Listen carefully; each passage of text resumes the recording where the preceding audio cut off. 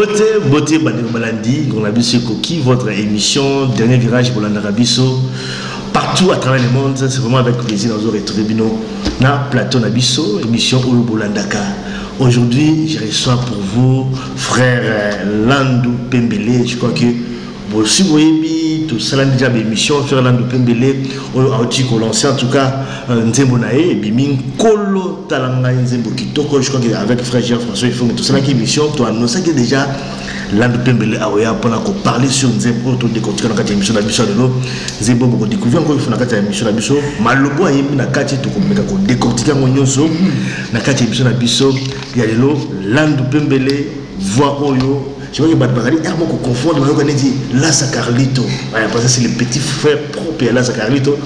Tant que vous avez sur le Tanito, vous Lassa Carlito. Mais c'est plutôt Landou Pembele, tout de l'homme d'abord frère. Mon frère Elie Mongala. Bonjour, mon frère Elie Mongala. Mon frère. Merci.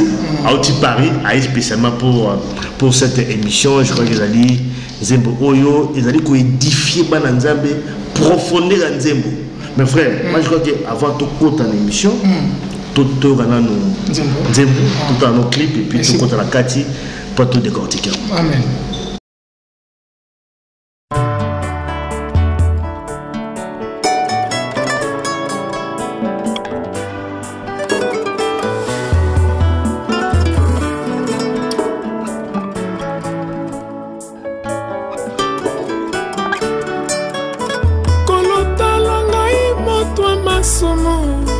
Napusani na seye kubloso na netoli miso epai na yo po yo nde okufaki ponanga olobaki nani moto akolanda yo amiboya ye moko amiboya ye mema solo ekulusu nsima nde wana kolanda yo ata moto azwite bomengo nyonso ya mokili mobimba eloko nini azwi soki abongisi bomoi na ye nini akoki kofuta po azwango moto oyo alingi kobatela bomoi na ye akobongisa kasi oyo abongisi bomoi na ye mpo na Yesu nde akozwango litomba nini eza na moto oyo azwi nyonso bomengo ya mokili kasi soki abongisi bomoi na ye nini akoki kofuta po azwango olobaki ete oyo nyonso akoya nsima mpona kobela yo amiboya mpe amema ekolusu.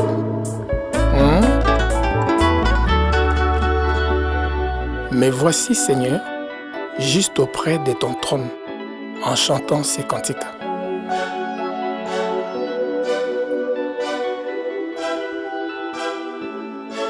Yango na ye kolokotika mikunda ozito eleki nakoki te omema masumo mokili na ekulusu olonga Yesu Kristo olongisa ngai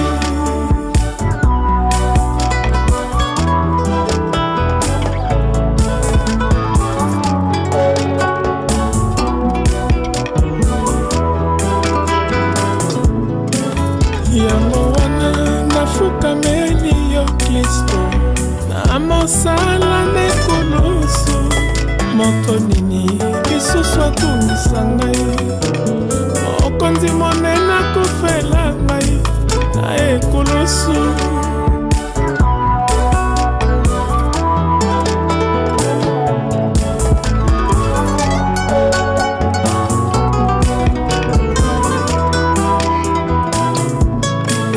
mais voici Seigneur juste auprès de ton trône en chantant ces cantiques je te célébrerai par des hymnes des psaumes venant de mon cœur par toi dans un esprit de grâce.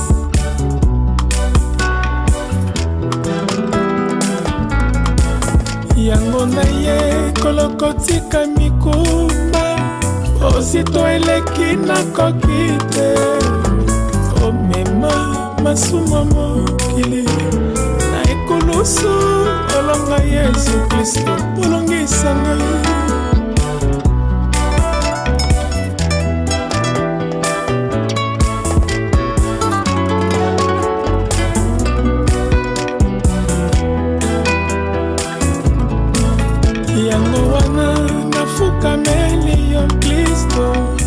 Mosala nekulusu moto nini lisusu atungisa ngai okonzi monene akofela ngai na ekulusu.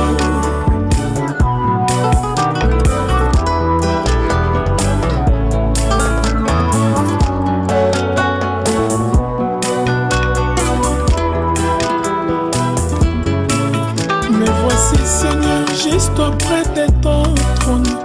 En chantant ces cantiques, je te célébrerai par des hymnes, des psaumes. Venant de mon cœur par toi dans un esprit de grâce.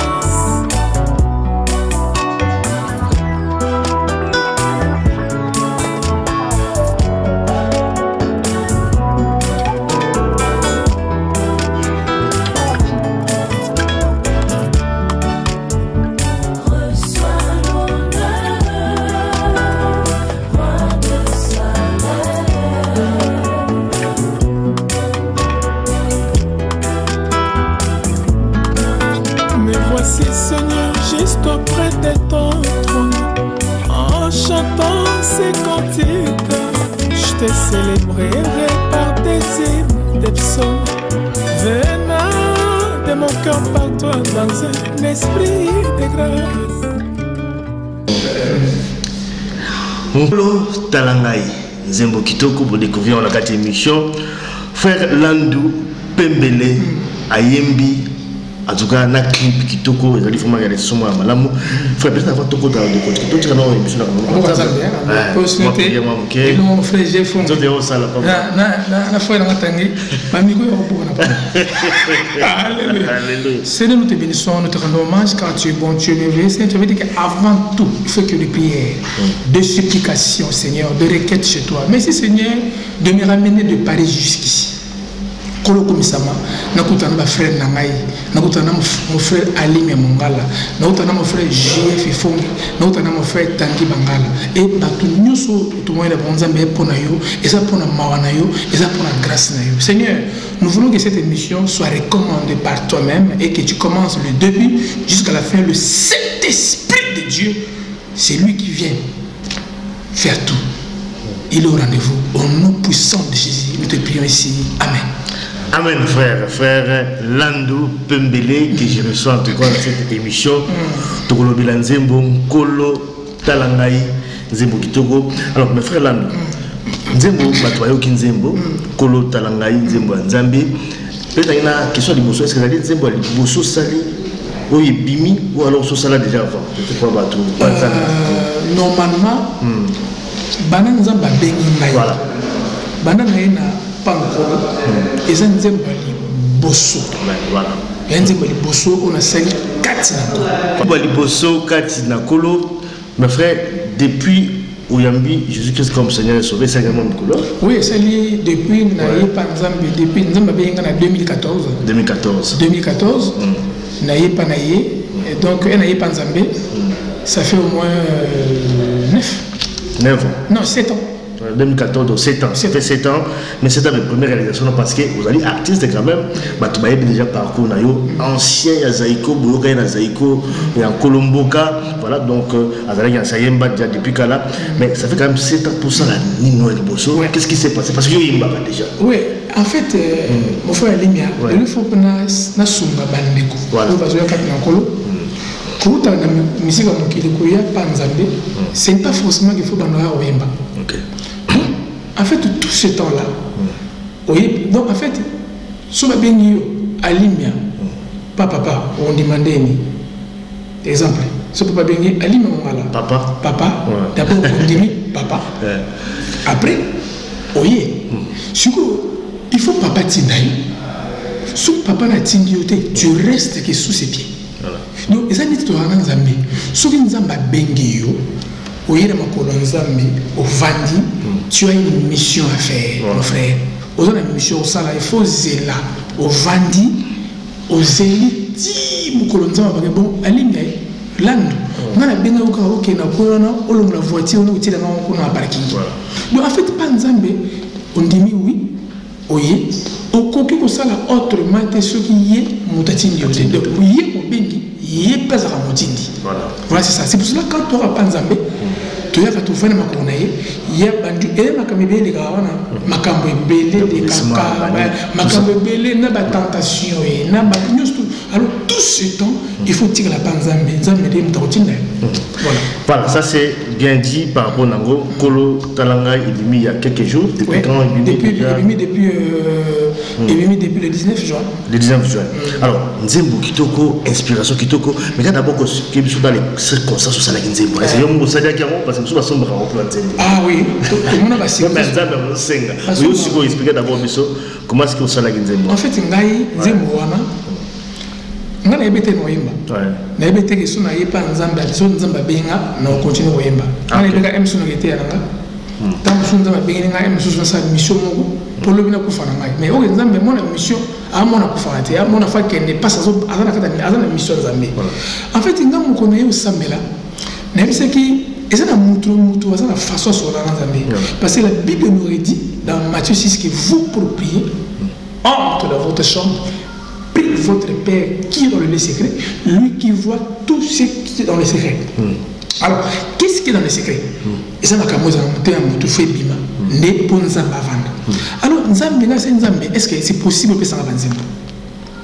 Parce que nous avons ma chanson d'amour. Il faut y et on va prier, frère. On prier, ça va la force à nous. Non. La prière c'est difficile. Il faut la Bible dit que l'esprit qui crie à vous, Abba Père. Il faut passer à ça pourtant c'est comme ça.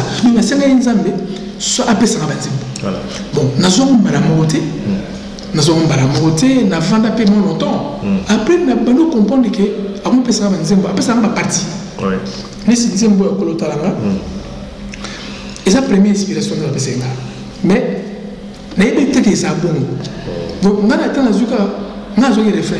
Yandonaye, Kolokoti, Kami, Kumba. Et à kilo, les kina kokite. Donc, bon, si tu as ces kilos. Kilo, les kina. Yo, même qui m'a kamona quoi. C'est ça en fait. Donc, on a joué les refrains. Après, il y a mon zama, il y a donc, les inspiration, il y a mon zama, voilà, inspiration nae, mais ce que tu as un texte, malobo lobi nakati, je crois que yembi déjà wana. Mutu ami boya yimoko pour la nzambe. Ce peut-être que expliquer d'abord biso comment mutu va komi boya. Komi boya ngolo banini, c'est quoi cette inspiration? Nzambe ngalo banini à travers nzembo wana. Komi boya ça veut quoi? Donc en fait komi boya, l'autre fois Alim a marché lui-même sans Dieu. Et tu faisais tes programmes toi-même. C'est comme moi, quand on a la musique à Mokili. Na sa album na na calendrier na ngamo na ibe album e bima tel jour et bima telle date mais eza sous ndenge moté tango jui propriétaire nous autres on est dans la propriétaire en fait muto a salam en fait yemo ko muto zo benga pe bato bana yi donc nzembo yo muto ni boya et là ici que il faut propriétaire ya o benga na locataire. C'est-à-dire, si quelqu'un ne peut pas comprendre, autrefois, il a marché lui-même avec ses propres désirs. Il marchait lui-même. Donc, mais Moukolonza m'a visité. C'est-à-dire que c'est lui le propriétaire. C'est lui qui t'a créé. Parce que la Bible dit que nous sommes créés à l'image de Dieu. C'est-à-dire que c'est lui qui est l'image, tel que nous sommes, tel qu'il est. Ce que il est dans la bengio, ce que il faut omiboya, c'est-à-dire qu'il faut dire que makambo sur ça la yomoko, la volonté paya yomoko. Donc tu laisses tout ce que tu faisais par ta volonté et tu laisses Dieu agir en toi. Il y a un second temps il faut miboya, renoncer à soi-même. Et nous avons kumba mutuka, bandego bazo na biso. Nous avons la bande à vitesse. Alors la bande à vitesse, nous sommes dans la bande, il y a moins. Si vous avez foncé la bande en vitesse, il n'y a pas foncé la bande. Si vous avez écrit sur les autres, il faut renoncer. Avec Dieu, c'est comme ça. Donc, nous avons des propriétaires en autres, aïe, à bandi pour diriger le locataire Fabima. Le locataire, on est là, Satan. Ok. Voilà. C'est pour ça qu'on dit que renoncer à lui-même, à soi-même. Donc, laisser Dieu agir dans ta vie, laisser Dieu te conduire, laisser Dieu te visiter. Mais c'est ce qu'il a répondu, voilà. Parce que, moi, dans le lobby, Komitika. C'est-à-dire que Nzambe a contrôle dans d'autres. Il faut dans la sucre selon Nzamba. Selon Nzamba. Mais Nzamba a contrôle dans d'autres. Comment il y a un mythique, il y a un mythique par Nzambe.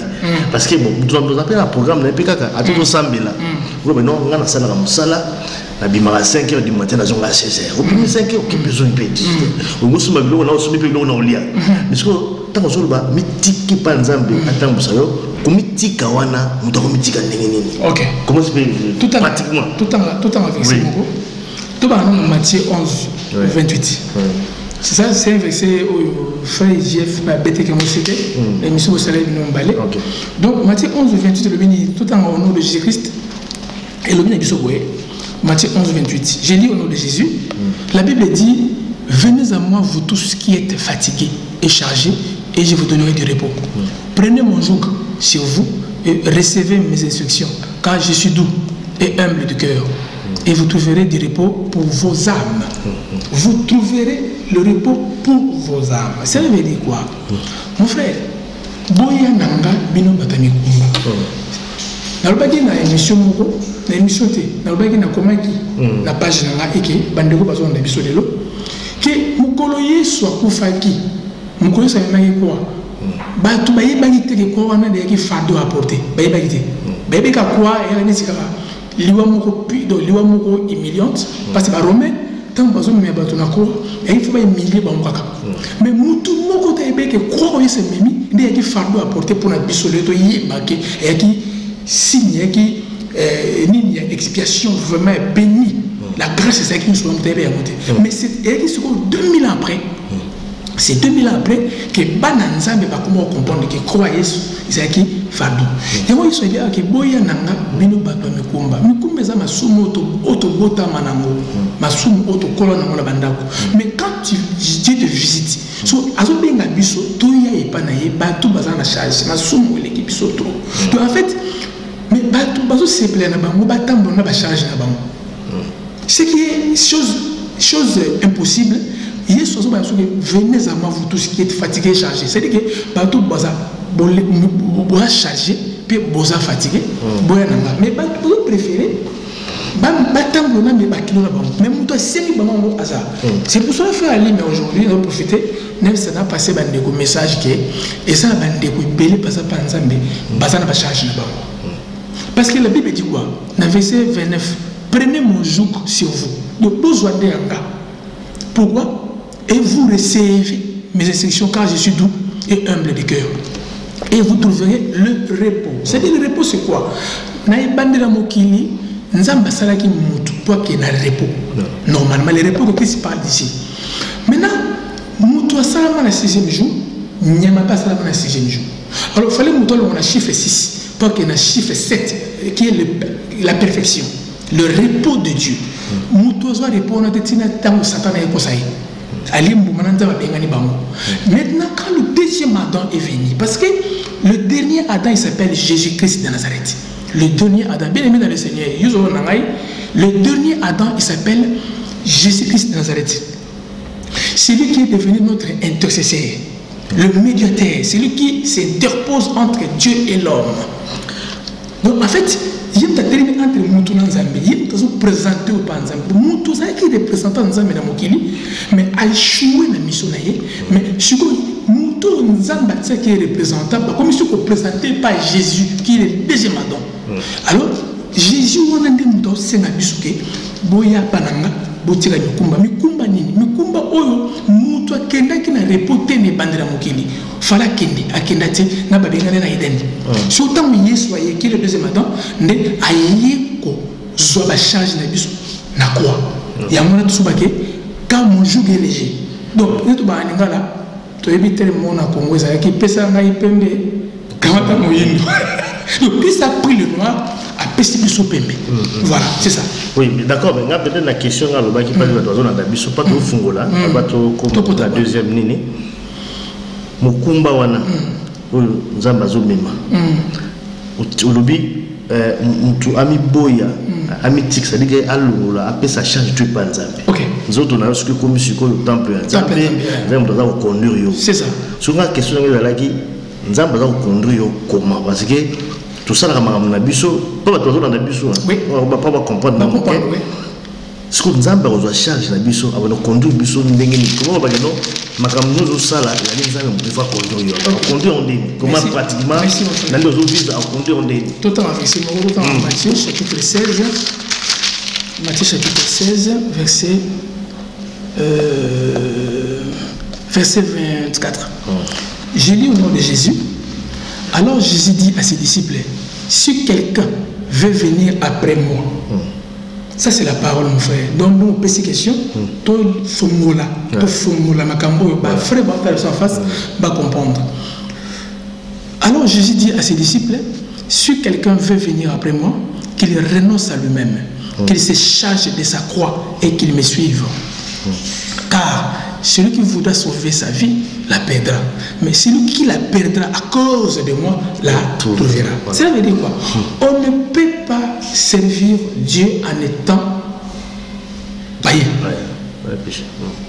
Ça, c'est pratiquement impossible. Donc, tout au début, on a mon frère Alimia. L'autre fois, on était errant ça et là. Chacun suivrait sa propre voie. Mais quand on reçoit Jésus-Christ de Nazareth, comme la Bible au Chrétien nous dit que tu deviens une nouvelle créature. Alors, cette nouvelle créature que tu es devenue, il faut que le propriétaire ou un salaire abandonne pour diriger. Donc, au bandit côté makambo aux salaire yo pas ta volonté. C'est comme qui ça va comme qui ça veut dire que quiconque se livre au péché est esclave du péché. Maintenant, toi, tu te livres plus au péché, tu commences maintenant à suivre quelqu'un qui est le patron de ta vie, c'est lui qui est venu s'est installé. Il y a des gens qui ont banni comme des maillots. Il y a un verset dans la Bible, il est avantageux pour vous que je m'en aille. Parce que Christ savait que dans nous autres, on a 4 fois différents. Donc quand Christ était à Capernaum, il ne pouvait pas être non plus à Zambramona, dans Jérusalem. Il y a un avantage de Zonga parce qu'il savait que c'est lui-même Christ qui va venir maintenant en esprit. Il y a un tout le temps avec ce mot, papa, tout le temps en Matthieu 28. Tout le temps en Matthieu 28. Tout le temps en Matthieu 28.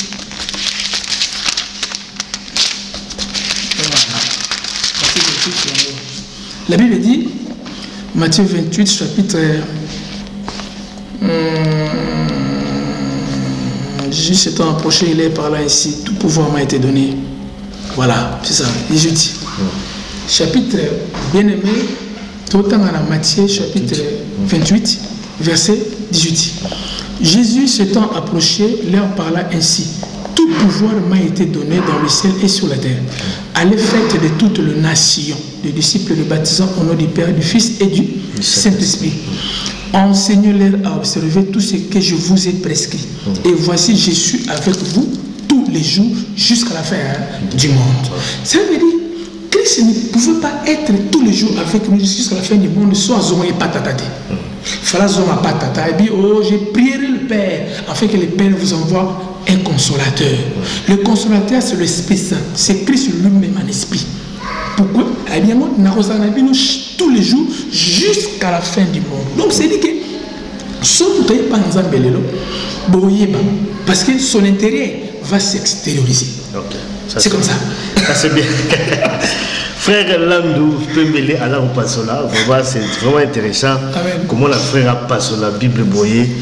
Biso toyibaki na mukili azoyembi la mukili metale loyo gloire nzambe. Alors frère nanga kota kani na mwa balwa musuyo bi na kata nzembo wana olobi litomba nini ezala mutu oyo azubo mengo nyonso mukili kasi soki abungisi bomoi na ye nini et tout sous question nini a eu pour ça là pour azo merci avec la compagnie tout d'abord les tombes na kwazo et puis la sous-globi suka bongisa ngo asala nini pour azo merci ça c'est un message très profond merci na tout dans la Marc chapitre 8 verset 35 donc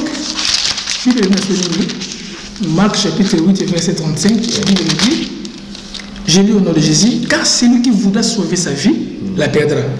Mais celui qui perdra sa vie à cause de moi et la bonne nouvelle, la sauvera.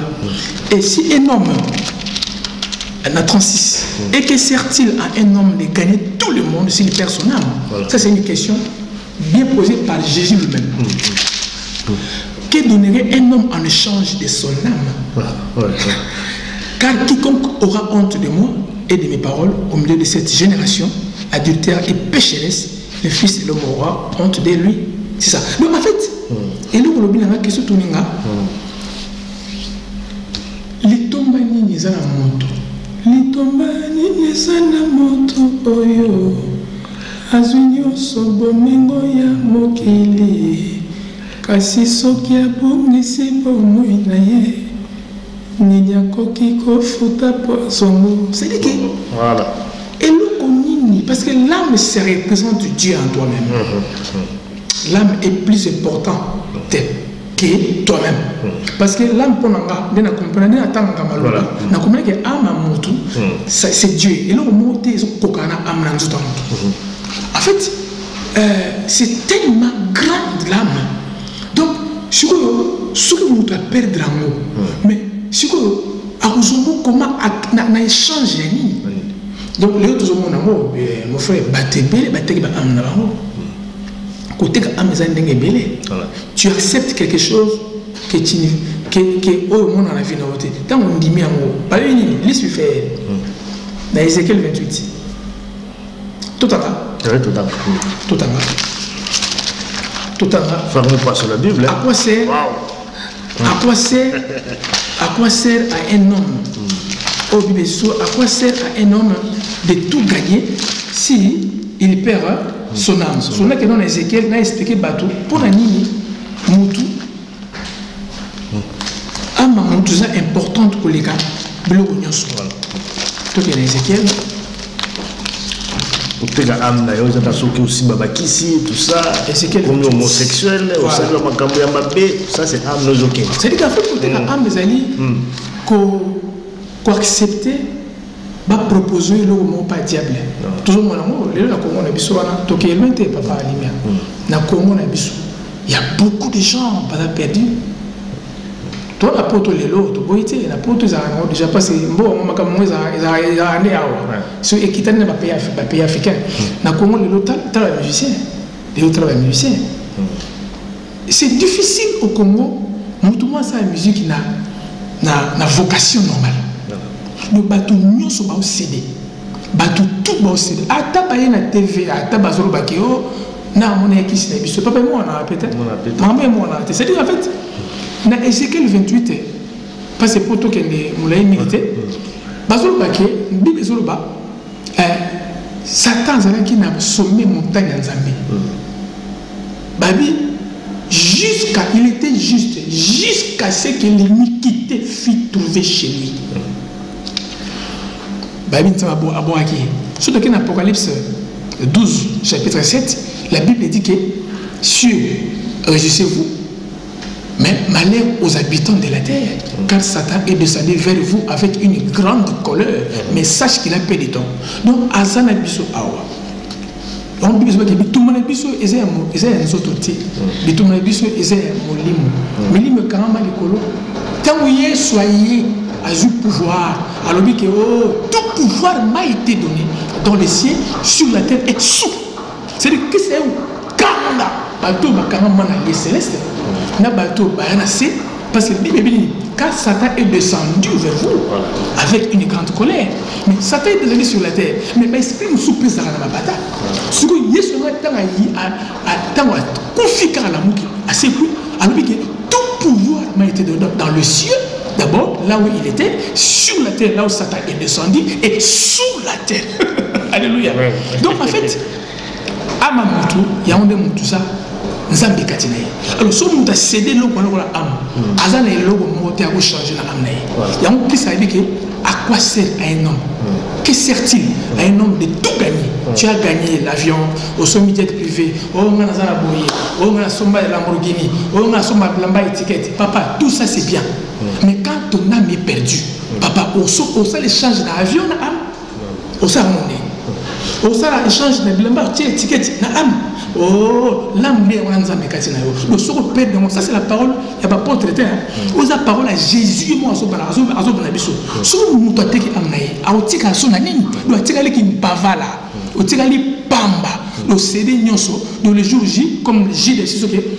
Ils se sont glissés parmi vous ceux qui ont leur nom sont prédestinés pour l'enfer. Le bateau tout va teki am papa direction directe en fait. Ça c'est important de savoir. Je crois que nous avons parce que nous avons donc oh Jésus ce qui a comme masse na non fait j'ai fait même odo donc je crois que dans la matière révélation je crois que c'est ça vraiment inspiration parce que nous avons inspiré même prier pour Samuel il faut nous parce que Dieu il court derrière sa parole. On ne peut pas chercher Dieu dans les gènes. On ne peut pas chercher Dieu dans la mangue. Non, non, ce n'est pas ça mon frère. Il suffit d'avoir la pensée de Dieu en toi. Oh, il trouve un truc de lui en toi. Il est tic-tac. Il est tic-tac. Donc, Dieu m'a dit, parce que naki bouleversé mon frère excusez-moi naki bouleversé ko yoka ki ba mission nzambe ba somba banzembe. J'étais touché profondément. Vous allez bon mais œuvre de l'esprit vraie œuvre de l'esprit est nzambe. Vraie œuvre de l'esprit. Donc il faut nzamba pesa. Prier pour ça le pour nzamba ya courir derrière parole. Papa o sambe pour yo mokote. O ça olobani. Il faut nous embattre l'esprit qui est en vous à Père. Il y a un toujours le bisou prière. Il y a un toujours comme un Saint-Esprit de Dieu. C'est comme ça. Voilà. Kolo Talangaye Nzembo Kitoko, Boyoki Maloba, tous les codications, c'est vrai que ça moulaï, mais bon, je crois qu'on a parlé quand même de l'essentiel. Il y a Nzembo, Boyokango, ils ont un YouTube, partagé, donc c'est gratuit. C'est gratuit. Voilà. Donc ça c'est gratuit. Voilà, donc les apprennent en Zambie. C'est gratuit. Voilà, Nzembo Kitoko, travail Kitoko, clip Kitoko. Maintenant, c'est les réalisations. La salle n'a pas fait un Kanté Brown. Que je salue aussi, Kanté. Voilà. Très bien fait. Donc, Kolo Talangaye, c'est la première réalisation. Donc, on a habité deuxième mousseau. On peut pas dire mousseau ou bien. Obligé. Mais. Papa Telema. Ça, c'est avec. Papa Telema, mon frère, j'ai vu fondé. Aïman Zembo. On les a dit. Mouton Bato Aïman Zembo, si ça paye. Avec le producteur Tangi Bangala. Et si là. Ah, mais bien la producteur. Mais on fait Aïman Zembo. C'est mais mon frère, ça frère, ça y est déjà. On a dit, ah, producteur.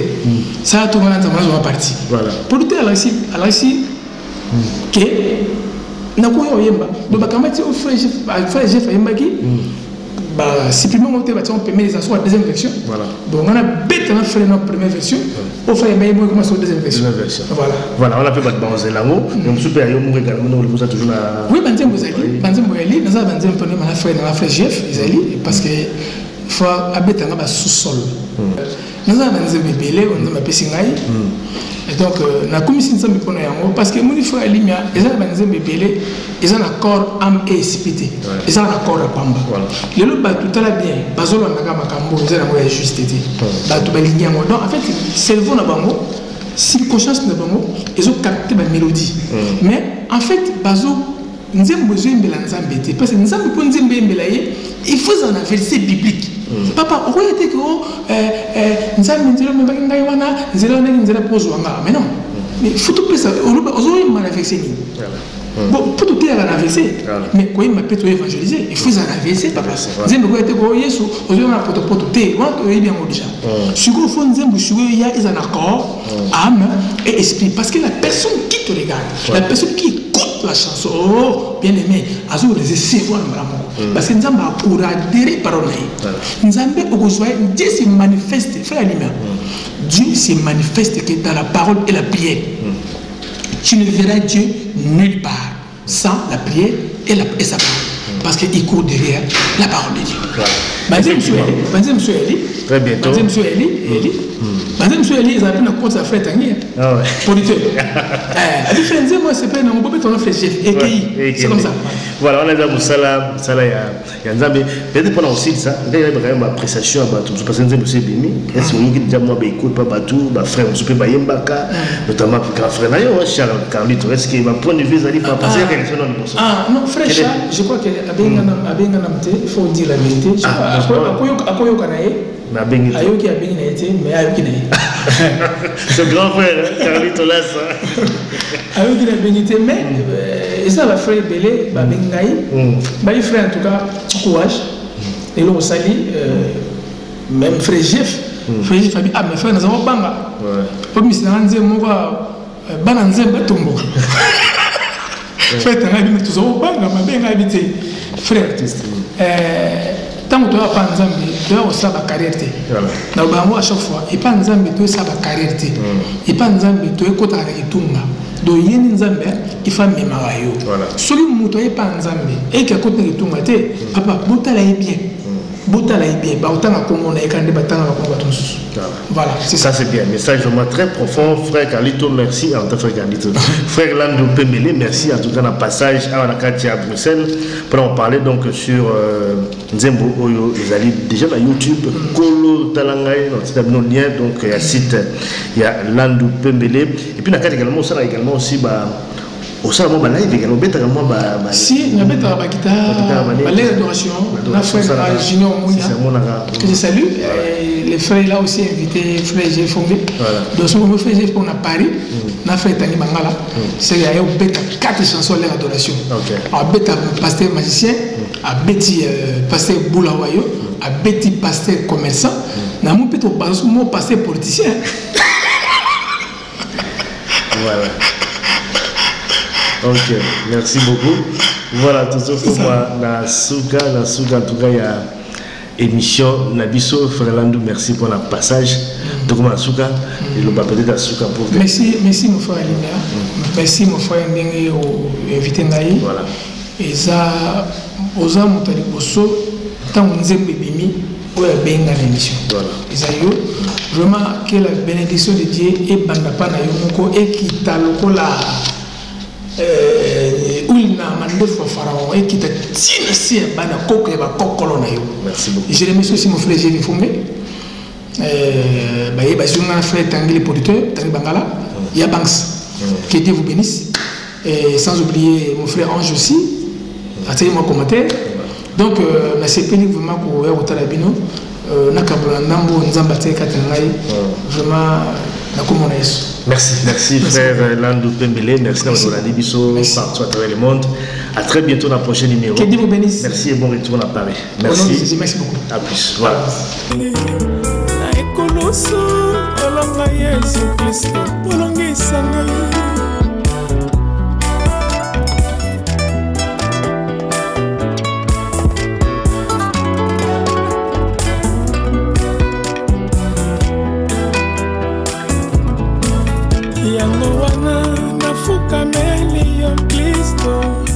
Mosala nekoloso moto nini lisusu atungisa ngai okonzi monene akofela ngai na ekoloso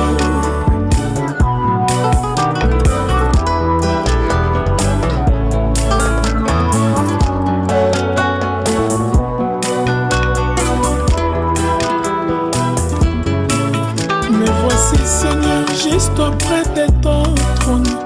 En chantant ces cantiques, je te célébrerai par des hymnes, des psaumes. Venant de mon cœur par toi dans un esprit de grâce.